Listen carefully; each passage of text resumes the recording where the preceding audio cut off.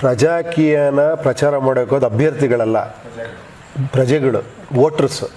ಅದಕ್ಕೆ ಇದನ್ನು voters party ಅಂತ ಹೇಳ್ತಿರೋದು. ಅಭ್ಯರ್ಥಿ ಹೋಗಿ ಹೇಳಿದಾಗ ಏನಾಗುತ್ತೆ, ಆಶ್ವಾಸನೆ ಆಗುತ್ತೆ, ಸರ್ ನಾನು ಕೆಲಸ ಮಾಡ್ತೀನಿ ಸರ್, ನಂಗೆ ಓಟ್ ಹಾಕಿ ಅನ್ನೋದು ಆಶ್ವಾಸನೆ ಅಲ್ವಾ. ಇನ್ನೊಂದು ಹೇಳ್ತಾನೆ, ಸರ್ ನಾನು ಇನ್ನೂ ಮಾಡ್ತೀನಿ ಸರ್, ಹಂಗೆ ಕೆಲಸ ಮಾಡ್ತೀನಿ ಅಂತಾನೆ.